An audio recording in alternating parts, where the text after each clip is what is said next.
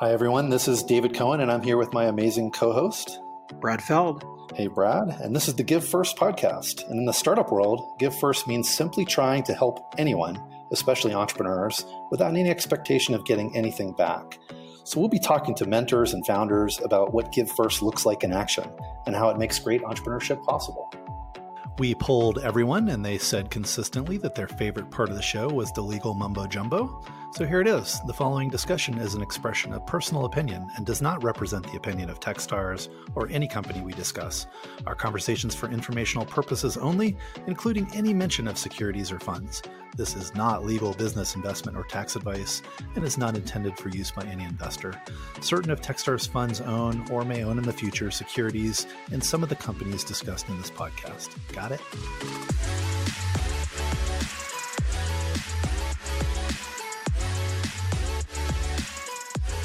On today's episode of Give First, I'm really excited to have a special guest, not just because he's amazing in this field, but actually because he's a good friend of mine. We've gotten to know each other over the last few years. Today on the show, we have Phillip McKernan. Welcome, Phillip. Thanks for having me. Great to be here. It's like to talk to you. I'm going to give a little background, but then I'll let you do a better job of it. I know you work with entrepreneurs and leaders all over the world. It's for people, that are maybe seeking clarity about their own future and their personal and work worlds. And you've done some speaking around some Techstars events and have lots of really inspirational things that you talk about, write about, and make films about. Did I get it about right? Absolutely. Yeah, you got it perfectly. I don't like these official bios where it talks about all these amazing people I stood on stage with and hung out with or coached or whatever. It just sounds very egotistical. So you nailed it perfectly. I love your Boulder accent, and I'm sure the audience does too. All the way from Ireland, 9 years in Vancouver, Canada, and in Boulder, Colorado for the last 3 years. Yes, and I've gotten to know you in that time and met many of your friends as well. So it's been an awesome relationship. We talk a lot about Give First, which is the topic of the show here. And, we were just chatting about it in my house the other day and said, we should get you on the podcast. And we finally got that to happen. So really psyched to do that. Absolutely. So I want to talk about a little bit about you. And I know maybe that's not the easiest thing for you to talk about, but people may not know you. They know folks in our network like Jerry Colonna, who Jerry is widely known as a business coach in our world. And maybe you could talk about your own personal journey to what you do today, as well as kind of how you focus business versus personal. Yeah, I think for me, a lot of it stems from my own kind of journey and a lot of the mistakes I made and a lot of the lessons I've learned, and I'm still learning a ton. I think for me, David, is I've had a decent run. I had some successes. The analogy that I think can best describe and capture, where I was personally, my work and my coaching really intersects, where our personal lives overlap our business. So it's more on the personal side. I think a lot of us build businesses in the hope that they'll make us happy and fulfilled. And sometimes they do, but sometimes they leave us on top of a mountain, having achieved something, significant, something we set out to do. And I certainly can attest to this. Standing on the top of the mountain, having achieved something, and then looking around going, shit, I thought it would feel different. I thought I would have a better sense of fulfillment or peace of mind. And the mistake I kept making, which was a deep pattern, is I kept saying, I'd look across the horizon, pick another mountain and say, when I climb that mountain, then I'll be happy. And there was an underlying pattern I was afraid to address. And that was, I kept picking mountains that did make some, degree of adjustment and happiness, but ultimately they weren't fulfilling me on a personal level. And that's really the basis of my own story and a lot of the work that I do with people, making sure that when they're building a business, they don't forget about their personal lives along the way. So you're mostly in your work working with entrepreneurs who, in many cases, have had good success. And I think I hear that a lot from those people, right? It's really surprising when you talk to someone, maybe who's built a Techstars company or has done something great. That is actually, you look at it and you say, wow, that's so successful. The people who did that must be so happy. And then you sort of talk to them, and sometimes you feel like, it's actually this thing that I've built is hard. It's difficult. And, I'm maybe thinking about a transition. And is that the type of person that you tend to interact with as someone who has been quite successful? Or do you work with people that are maybe earlier in their entrepreneurial careers as well? Yeah, there's been a transition for me. I think at the early parts of the coaching that I've been doing, and I've been coaching for 15 years officially and professionally. And then beyond that, I think my mother always said I was a coach. She didn't use that word, but I was always the go-to guy. I think initially people were coming to me in a very reactive space. In other words, they'd be building their business. They didn't have the time to take to step back in their own lives. They were, climbing that ladder, hoping that when they have that financial freedom or that space after an exit, for example, that, then they'd have the space to work in themselves and to really figure out what they wanted to do when they grew up. I think what's happened over the last 4 or 5 years, probably because I've grown up a lot, and I think because my messaging and who I am and the people I want to work with, people are coming to me now in a very proactive manner. They're saying, listen, I think everything's okay, but I don't want to make an assumption that it is. So for example, something that not many people know is I do and have done a lot of work with couples for a long time. So how do you navigate, a startup? How do you build a business and make sure that yourself and your partner, your wife or your husband, you're on that same page, that you keep connected, that you keep growing collectively and independently.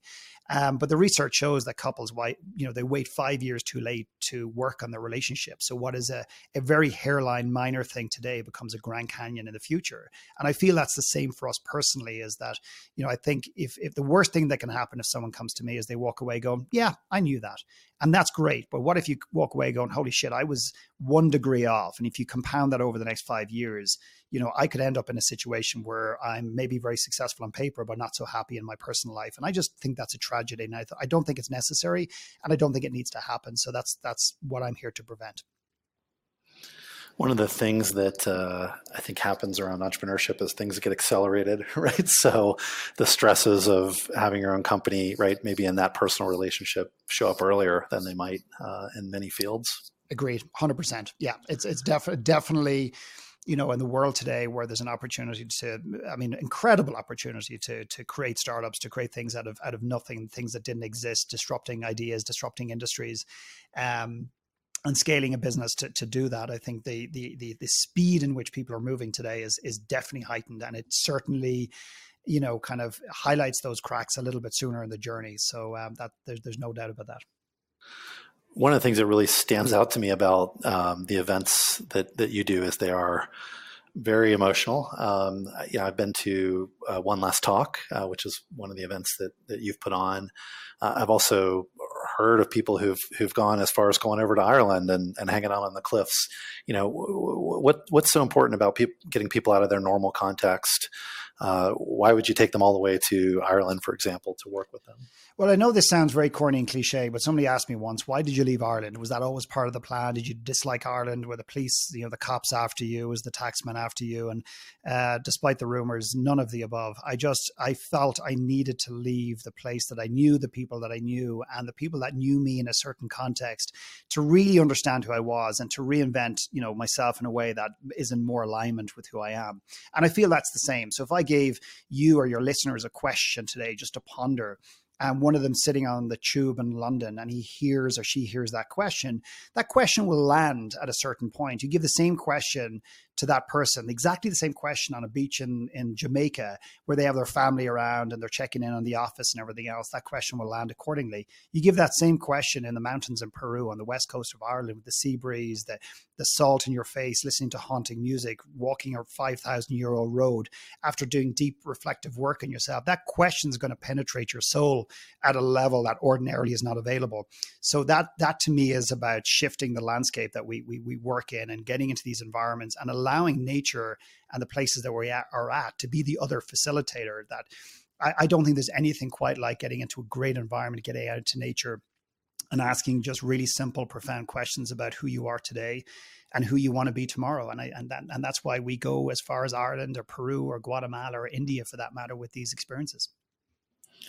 So I mentioned One Last Talk earlier, Philip, and many people listening may not know what that is. So first I'll ask you to describe it, but my way of thinking about it is, in the same way that Techstars does something like Startup Weekend, right? You have these events that you put on that really change people's lives, but you're not really expecting to get anything out of it in particular. It's not your core business. Talk about how, why you do that, and how it's maybe a little bit of give first from you all and what the event is. Yeah, I was traveling the world speaking at events, and I think there's this idea of I'm not a big fan of this idea of urgency, but I think there's this great little story floating around the world about the son who goes to the hospital to see his father who's dying, and the doctor comes out to the waiting room and he says, "It's time." And the son says, "Oh, is he passing away now?" And he said, "No, another 2 or 3 days. But it's time to have that conversation." And the son said, "What conversation?" And he said, "The one you probably should have had 15 years ago." And I feel that, a lot of us, and it's not a criticism, it's not a judgment. We all do it. I think a lot of us, keep going at a certain pace. And it's not until we have a wake up call of sorts, whether it's a health scare, facing our own mortality, somebody else losing somebody else, maybe our marriage falling apart or being under stress, do we finally start to look and reevaluate our lives. And what I'm trying to do is through One Last Talk and other, One Last Talk opportunities, is to really try to bring some of these conversations to the forefront a little bit sooner in our life, because there's a lot of research out there. One very significant body of research says 90% of people go to their die with major life regrets. And again, I just think that's a tragedy that doesn't need to happen. So for me, One Last Talk is a place for people to come and to share a part of themselves that perhaps they don't want the world to know, to free themselves and everybody else. And when I set that up, David, at the beginning, that was a gift. That was the biggest give I think I've ever created, because it was my gift to the universe. It was my gift to the world.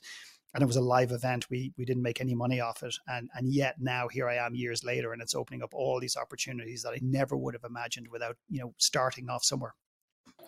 I mean, that's the beauty of the whole idea of Give First is, it leads to things that are completely unexpected from the universe. And you ended up writing a book by the same name, One Last Talk. Yeah. And I'm going to guess that you've gotten back randomness from that give. But, I went to one of those events, One Last Talk in Boulder, and the story. I went home and I was like emotionally wrecked, having heard like these people just being so brave to talk about these things that, whether it was their time in prison or something that happened to them when they were a child, right? And it was clearly really helping them, and you had clearly, put a lot of time and energy into helping them tell that story. But yeah, you look at it and you say, well, that's not his business. What's come back to you that maybe you hadn't expected from that type of activity? Oh, it's endless. I mean, I just don't even know where to start. I mean, number one is I had an opportunity to write a new book called One Last Book, which essentially is if you had one book in you, not the book you think will sell, not the book you think the world needs. If you could only write one book, what would it be? So I just had an opportunity to write that book with a very well-known author and collaborate with that individual.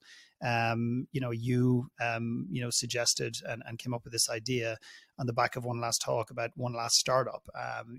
That alone, if we can get one person in the world to think about, if I had one last startup to create, what would it be, and why would I do that? I think if we can get one person to take that idea that's hidden in their back pocket that they're afraid to produce and dust it off and throw it on the table, I think two things are going to happen. One is, I think that's the idea that'll change the world the most. And secondly, that's the idea that'll change your world the most. And then just relationships, David. I mean, being invited to speak at different places, bringing One Last Talk into corporations and organizations, which I didn't imagine, bringing One Last Talk into a prison, having somebody doing a One Last Talk in 13 cities around the world in the first 2 or 3 months of next year, somebody who's doing a One Last Talk for students. I mean, it's scary and amazing to think what has come from that. And yet it was simply an idea that I was going to give to the world. And that's just a taste of what I've been given and received back as a result of that.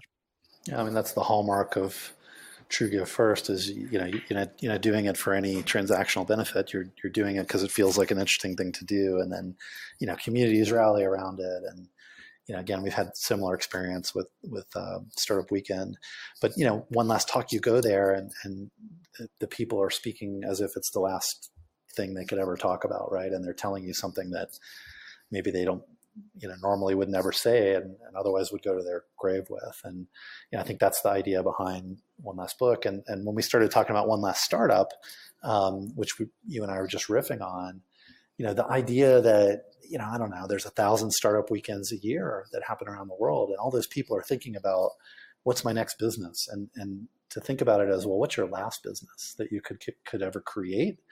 I think is really powerful, right? And it's just a mental model for thinking about what really matters and what you can't leave this earth not doing, right? So I hope that we can roll it out together in some of these contexts, but just the general concept is just so interesting to me. Yeah, I'm finding this trend or this pattern with a lot of people who are beginning to consider, transition. Like, what's next for me? What's the next chapter of my life? What's the next mountain? What's the next whatever that analogy is? And as they begin to imagine that, I think one of the limiting things that we do is we look at what's next for us through the lens of who we have been historically, what we have done, what we have learned, what we have built, and who we are known as. So it becomes a very strong, integral part of our identity. So if I've created a startup around, one subject matter or one item or one service product or, one innovative idea, I often think about, well, how do I take that and run with what's next? I think the whole idea of one last, the invitation, the challenging nature of it is to go beyond, these lenses that we have and actually to reimagine, like, who could I be? And I'll always remember this years ago. One of the very first coaching clients I had, he came to an event and he said, I want to build an investment portfolio. This is what I want to do. And I want you to help me and coach me to not just create this business, but to make sure that it's in alignment with who I am. And I said, well, great. I'm glad you asked that. What do you do for fun? And he said, well, as I said, Philip, I love my business and I want to build a real estate portfolio and I love my family. And I said, great, but what else outside of that? And he was getting increasingly frustrated and more frustrated. And finally he said, I write. And I said, oh, you're a writer? And he goes, well, I've never been paid to write. And I said, well, that's an interesting comment. And I kept going and going and going. And then finally he stopped me, Dave, and he said, listen, Philip, can I just make something really clear? I'm not here to learn how to write. I'm not here to be challenged on writing. I'm here to build a business. And I looked at him and I said, well, I appreciate your insight in that. And just so you know, I'm not here to take your money and allow you to go down a path that may not serve you. So we are going to examine writing until I feel and you feel that it is off the table and it's not what you want to do. And he looked at me and he was vibrating with anger. And in a moment of just pure frustration, he said, okay, F it. He said, all I've ever wanted to do since I was a child is travel the world and write books. Now, can we get back to the real estate, please? To which I said, not a chance. This is an amazing story. I have experiences that are sort of like that in the context of Techstars accelerators. One of my favorite is Next Big Sound, an early company, right? They literally came in day 2 of the accelerator and said, we don't know what, we don't think this thing we're working on is going to work. I had them write 10 ideas on the board and 7 of them were fundamentally the same general area, right? It's the same industry, the same type of startup. I'm like, well, let's just cross off the other 3 because this is clearly what you care about. Yeah. The other 3 are just businesses that you think are interesting. And I think especially in the context of thinking about how you're going to spend 10 or 20 years, an epic of your life, right? It's so important to do something that you actually love. And I have a fundamental belief that leads to, success as opposed to something that you just think looks good on paper. Totally. I was at a conference recently and I shared this story and somebody put their hand up and said, well, whatever happened to this man? And I said, well, actually he's very depressed, never wrote another book in his life. And of course, people don't often get my sarcasm, or maybe I have a bad sense of humor. He's traveling the world and writing books. Is his life perfect? No, it's not. But here's one of the things, Dave, and I'm not sure if you've come across this, is that it's hard for a lot of us to let go of what we've built and the training we've had. So my wife is a trained accountant. And yet she knew for a very long time she didn't want to be an accountant. The challenge for her and many people is, well, how do I walk away from the education? How do I walk away from all those years learning how to be an accountant? Are you asking me to turn my back on that? And I think we often see that as wasted time or opportunity, as opposed to turning that into a sense of curiosity rather than berating ourselves and beating ourselves up saying, hey, I was an accountant. Now I know what I don't want to do. How do I pivot that and take that energy rather than beating myself up and feeling a loss? Take that energy and create something that really matters to me in the future. And I think that is an invitation and a challenge for a lot of people. So how much of the work you do is really just kind of uncovering, someone's real gift that they may not even be aware of? A lot of it. I mean, again, to me, a lot of us spend this time on this earth executing our talents, and there's no judgment. There's nothing wrong with that. but a lot of us don't honor our gifts. And the greatest joy for me particularly when, relationships, when people start to connect better at home and connect better with themselves and everything else. But one of the greatest things for me is when people something emerges that they never saw, that has been with them for a very long time, and they start to experiment in that. They start to play with that idea. They don't have to jump into doing it professionally. But I do believe that a lot of us go to our graves with our greatest gift, having never been tapped into within ourselves. And again, my job is to try to awaken people to that sooner in the process rather than waiting. Obviously, if someone's listening to this and, they sort of find themselves in this situation, thinking about what's next for them or what their true calling is, one way to figure that out is go to, phillipmckernan.com and learn more. But how would someone that maybe doesn't have access to you, or, how would they think about figuring out what their gift is? Well, for me, it's just allowing themselves permission to consider that it's there, that it's something that perhaps they are unaware of. I'm a big, massive fan also of looking at our current existences and our current lives and really looking at what's working and what's not working, as opposed to jumping a little bit too fast into the future. I'll give you an exercise, David, and I feel even already it's a little bit of a risky exercise because this may land for certain people and it may not land for anybody. But I was at an entrepreneurial conference recently, and I was asked to do a round table, and about 40 people showed up from about 120 people in the audience. And rather than over prepare for it, I decided just to create some space and just see what are some of the common themes in the room. And essentially the common theme for most people was this idea of transition, like what's next. And I often feel that when people are looking at what's next, they are naturally moving from a place of executing their talent to wondering what their gift is. They move from a place of, making money, building a business. Not that they're not giving back to society or contributing, but it tends to be they're focused a lot on those core things. But when it comes to that, second part of their life or the third act or the fourth, whatever place they're at, they want to give back. They want to give back in a different kind of way. They want to matter in the world. They want to contribute in a different way. And I decided to do this exercise, and in this interview and this conversation, it might feel out of context, but it's really powerful. And it's to consider what is the pain point that we ourselves had as an entrepreneur, as a father, as a mother, as a son, as a daughter. What are some of these pain points that we've had? And to begin to imagine somebody that actually has that pain point. So draw an actual picture. And then this might sound very immature and very silly, but it's really, really powerful. Draw a picture of that person, name that person, give them curly hair, give them glasses, give them freckles, whatever it happens to be, and name that person, almost like an avatar exercise. And then the invitation is, can you be that voice? Like, what is the person you needed to meet? Who's the mentor that you needed to sit down with that could have alleviated that pain for you? And this is a business thing. This is not just personal. Who could have alleviated that pain for you 5 or 6 or 7 or 10 or 20 years ago? And the invitation ultimately is, are you going to do something about that? And it's not about becoming a coach or an executive coach or building a podcast or writing a book, but can you reach out to somebody in your network and give back through helping one man or one young woman that is suffering from the thing that you suffered from 10, 15, 20 years ago? And it was profound how many people came to me afterwards and continue to come to me afterwards saying the clarity they got in terms of the impact they could make in the world that they'd never seen before. But by making it personal, it actually brings this genuine alignment up in from them in terms of what's next. You heard it here. Get your crayons out. You've made me do that sort of thing. And I drew a very awful picture, but it did the job.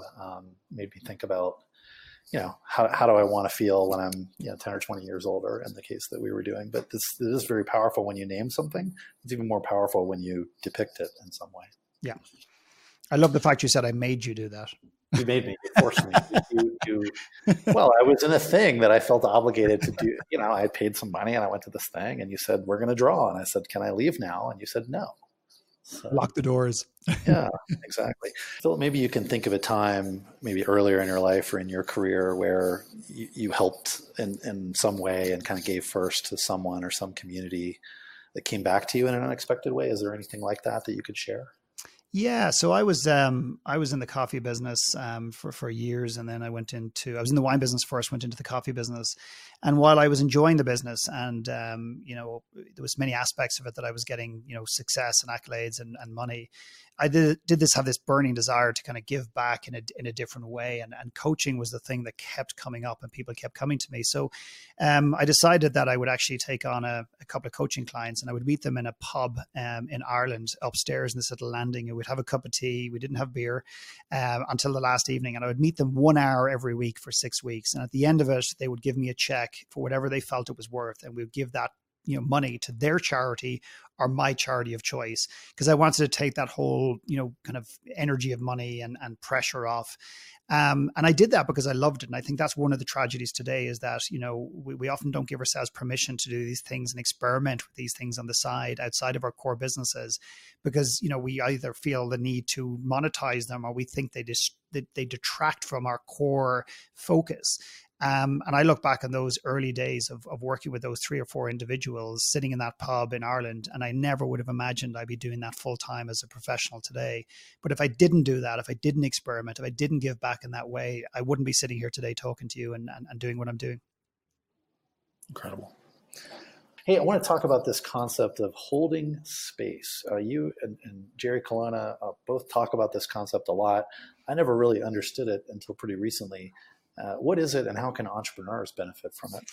Oh boy. Well, I just did a conference call about an hour ago with a group of leaders that I'm working with. And that was the subject matter they wanted me to talk about. And while it's a conversational opportunity for all of us, I did actually prepare something which is kind of unusual for me in that regard. But, holding space for somebody is probably one of the most sacred things you can do. And I feel that one of the challenges with a lot of entrepreneurs is that they bring a kind of a fix-it attitude that works very, very well in business, and they try to apply that to their home life. So they bring a very intellectual solution to what is ultimately an emotionally charged situation where perhaps our wives or our husbands just simply want to be heard at home, not just listened to, but heard.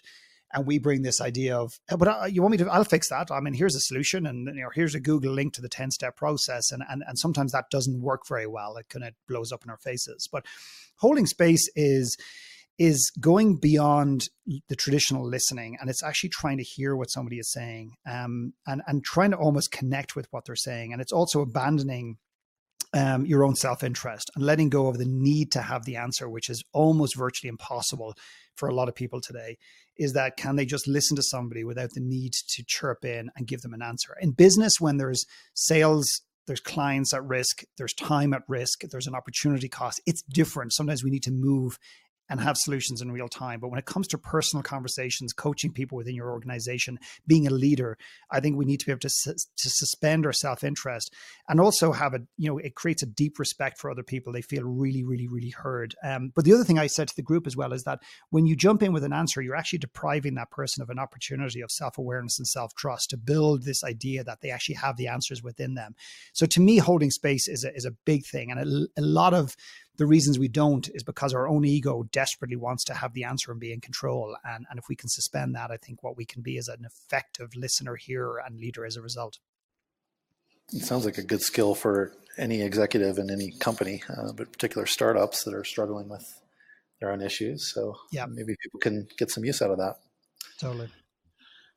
This part of the show, Philip, we like to end with what we call rapid fire. So I'm going to ask you a series of questions. You give me quick answers, 30 seconds or less, and we'll try to share some of your thoughts on these few topics that work for you. Yep, go. How about a city in the world that you think everybody should visit before they die? Oh, my good God. I would say Cusco in Peru. Want to say anything about it? I just think it's the people. They've just got this incredibly warm energy. I know it's gone slightly touristy over the last 10 or 20 years, but it's just the people. People are just most welcoming. Some of the most welcoming people on earth. Awesome. How about a book that you've read recently that you think people should definitely check out? I'm not a big reader, but I think Man's Search for Meaning is a book that my wife picked up the other day, and I'd read it about 6 months ago, and I just think it's a beautiful reminder of the human experience. But a charity or a nonprofit that you think everybody should check out and maybe support?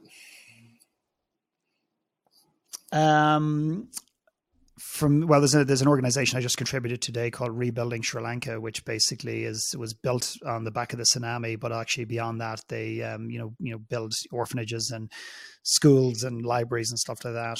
But I'd also highly recommend people actually go out and just contribute themselves rather than just writing a check. There's nothing wrong with giving money, but there's something very valuable, therapeutic, and also scientifically proven that when you give your own time, you start to literally shift as a human being. So I would encourage people to do that. Huge +1 to that. Last question. If you could have dinner with anyone, dead or alive, who would it be? Professor Anthony Clare. He's a gentleman, I dated his daughter for years. He was a psychiatrist who had a BBC television series. He wrote various books. He was the go-to psychiatrist for many of the stars, that some of which I can mention, some of which I'm not allowed to still to this day. I dated his daughter for 5 years. We traveled the world. He has subsequently had a heart attack and died. He had a profound impact on me. He was judged as in the psychiatry profession as being a maverick and being disrespectful because he demystified psychiatry and refused to just give people drugs and prescribe. What he did, as long as he understood their story, he has now been dubbed as the greatest psychiatrist of his generation in Europe. If I could go back and have dinner with him, I'd sit in front of him and I'd thank him for the indirect inspiration and obsessive human, my obsession with human behavior. A lot of that came from him. Awesome. I thought you were going to say that he was the namesake of County Clare in Ireland. No, it's actually spelled the same way, Anthony Clare, and it's spelled exactly the same as the little county that you and I walk those fields in, and my mother is from. So he's not from County Clare. Phillip, thanks for the time with us, and thanks for all you've done to give first in a different way around the world. And I know you've helped a lot of people who are super appreciative of that. And we'll put some links to some of your resources in the show notes here. But thanks for your time today. Thank you. Thanks for having me on. Appreciate it.